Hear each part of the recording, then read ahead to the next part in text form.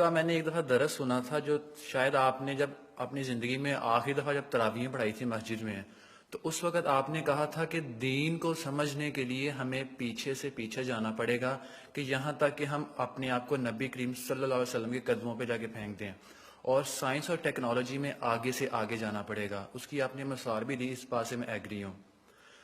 جب میں اس آپ نے ایک مثال بھی دی تھی کہ سائنس میں آگے سے آگے جانا چاہیے، تو میں نے اکثر دیکھا ہے اس فیلڈ میں آ کے کہ جتنے بھی علماء کرام ہیں، جب وہ ہر ایک کہتا ہے کہ آپ ابو حنیفہ کو فالو کر لیں، امام مالک کو فالو کر لیں، امام شافعی کو فالو کر لیں، میں آپ سے یہ پوچھنا چاہتا ہوں کہ ہم یہ کیوں نہیں کہتے کہ حضرت ابو بکر صدیق کو فالو کر لیں، عثمان کو فالو کر لیں، علی کو فالو کر لیں؟ کیونکہ میں جس لیول میں پڑھتا ہوں نا، میں اسٹوڈنٹس میں، جب میں اسٹوڈنٹس کو بات کہتا ہوں تو اسٹوڈنٹ مجھ سے یہ پوچھتے ہیں کہ ہم ان لوگوں کو کیوں فالو کریں، ہمیں چاہیے کہ ہم نبی کو فالو کریں، صحابہ کو فالو کریں، انہیں کو فالو کریں۔ تو اس میں ذرا کنفیوژن ہے، تو اس میں ذرا کلیئرٹی تھوڑی سی کر دیجیے ذرا۔ دیکھیے، ہمیں دین اگر سمجھنا ہے تو ہمیں پیچھے کے پیچھے جانا پڑے گا یہاں تک کہ حضور تک پہنچ جائے۔ البتہ حضور تک پہنچنے کا مطلب کیا ہے؟ ایک حضور نے ہمیں قرآن دیا، ایک حضور کی سنت، ان دونوں کو ہمیں اختیار کرنا پڑے گا۔ اب یہ ہے کہ قرآن مجید کی کسی آیت سے استدلال کرنے میں اختلاف ہو سکتا ہے، کسی حدیث سے استدلال کرنے میں اختلاف ہو سکتا ہے، حدیث بعض اوقات کنٹرڈکٹری بھی آ جاتی ہے۔ ان کے مابین توافق پیدا کرنا یہ ایک بڑی علمی جدوجہد ہے۔ تو یہ جو انفر کرنا ہے قرآن سے اور حدیث سے، اس میں ہمارے فقہا نے اپنی زندگیاں لگائی ہیں، اور اس اعتبار سے اگر ان کو فالو کیا جا رہا ہے تو اس بنیاد پر کہ یہ قرآن اور سنت کی تعبیر ہے۔ لیکن اصل میں ہوا کیا ہے، جب ہمارا دور زوال شروع ہوا، امام ابو حنیفہ نے تو یہ کہا تھا کہ اگر کوئی صحیح حدیث تمہیں مل جائے میرے کسی موقف کے خلاف تو میری بات کو اٹھا کے دیوار پر دے مارنا۔ لیکن اس کے بعد یہ ہوتا ہے کہ فرقہ پرستی شروع ہو گئی ہے۔ یہ فرقہ پرستی جو ہے اس نے ساری خرابی کی ہے، ورنہ ہم یہ سمجھیں، اور میں نے اس کے اوپر جو ہے ایک انٹرویو بھی میں نے حال ہی میں دیا ہے، اور میں نے یہ 20 اگست 1980 کو تقریر کی تھی علماء کنونشن کے اندر، جو ضیاء الحق صاحب کے دور میں علماء کنونشن 2-3 ہوئے تھے، ان میں سے پہلا کنونشن جو تھا اس میں میں بھی شریک تھا۔ اس میں میں نے تقریر کی تھی کہ ان فقہی اختلافات کا حل کیا ہے۔ تو میں نے کہا تھا کہ جہاں تک تو فیملی لاز ہیں اور پرسنل لا، اس میں ہر فقہ کو کھلی آزادی ہونی چاہیے، کیونکہ بڑے سینسیٹیو ایشوز ہیں۔ عقائد کا معاملہ ہے تو سینسیٹیو ہے۔ اب نماز میں فرض کیجئے یا روزے کے اندر اگر آپ طے کر دیں فلاں وقت پر روزہ کھولنا ضروری ہے، تو ہو سکتا ہے کسی فقہ کے نزدیک اس وقت روزہ کھولنا درست نہ ہو۔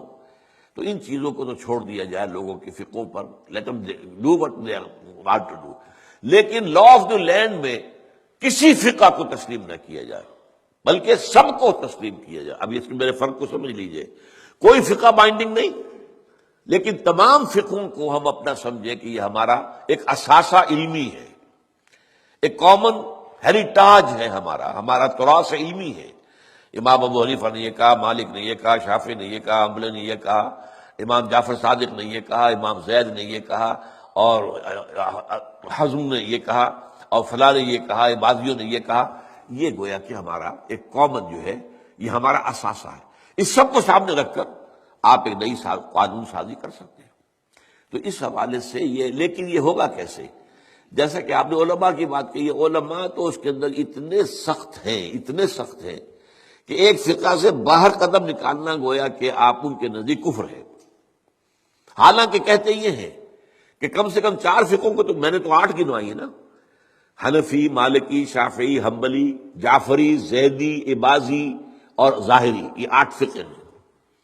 یہ 8 میں یہ سب کے سب جو ہے انہوں نے قرآن اور سنت سے استفادہ کیا ہے۔ ان سب کو رکھے بیک گراؤنڈ میں، جیسے کہ آپ کو معلوم ہے کہ ہائی کورٹ، سپریم کورٹ کے فیصلوں میں یہ حوالے آیا کرتے ہیں کہ بامبے ہائی کورٹ نے فلاں ایسا ہی مقدمہ تھا، اس میں یہ فیصلہ دیا تھا۔ یہ پریسیڈنٹس ہیں۔ کلکتہ ہائی کورٹ نے یہ کیا تھا، یا جو انگلستان کی سب سے اونچی جو ہائی کورٹ ہے اس نے یہ فیصلہ دیا۔ یہ پریسیڈنٹس کے طور پر بطور دلیل اپنے جو وہ ہوتے ہیں فیصلے ان میں کوٹ کیے جاتے ہیں۔ تو ہم جو ہے فیصلہ اس کے مطابق کر سکتے ہیں۔ میں کہہ رہا تھا کہ ہمارے جو سنی فقہا ہیں، وہ جو علماء ہیں، چاروں کو کہتے ہیں حق ہے۔ حنفی بھی حق ہے، شافعی بھی حق ہے، مالکی بھی حق ہے، اور حنبلی بھی، لیکن تمہیں ایک کی پیروی کرنی ہوگی لازم۔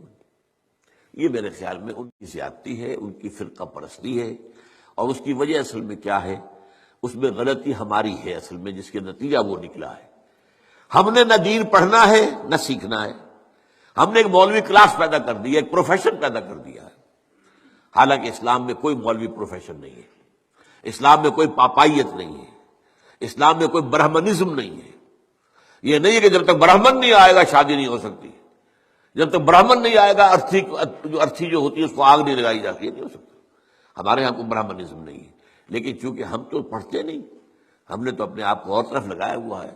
تھوڑی سی دینی بنیادی معلومات حاصل ہوں، قرآن اور حدیث کا علم کچھ ہو، تو ہر شخص نماز پڑھا سکتا ہے، ہر شخص جو ہے اپنی بیٹی کا نکاح خود پڑھائے، ہر شخص جو ہے وہ اپنے والد کا جنازہ خود پڑھے، تو وہی گویا کہ پروفیشنل ختم ہو جائے گا۔ تو چونکہ یہاں فرقہ پرستی ہوئی، پروفیشنلزم آیا، اور پروفیشن میں آپ کو معلوم ہے کہ پروفیشنل جیلسی از دی رول، اس میں تو جو ہے ایک دوسرے سے حسد اور بغض اور ایک دوسرے کے خلاف، یہ تو لازم ہے۔ تو یہ اصل صورتحال بگڑی ہوئی ہے۔ اس کا علاج یہی ہے کہ آپ کمر ہمت کسے، خود قرآن اور حدیث کو پڑھے، اللہ کا نام لے اور کمر کسے۔ یہی کام ہم نے کیا، میں نے یہی کیا، میرا پیشہ تو نہیں تھا، میں مولوی تو نہیں تھا، میرے پاس کسی مدرسے کی سند تو نہیں ہے، 40 سال میں نے جمعہ پڑھایا ہے الحمدللہ، درس قرآن میں 50 سال سے دے رہا ہوں الحمدللہ۔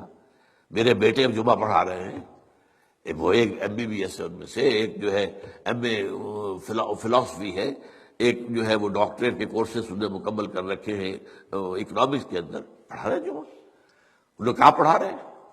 تو یہ کام کرنا جو ہے اس کی طرف زیادہ توجہ ہونی چاہیے پازیٹیولی۔ باقی جو کچھ ہے اس کا آپ کا مشاہدہ صحیح ہے، وہ غلط بات آپ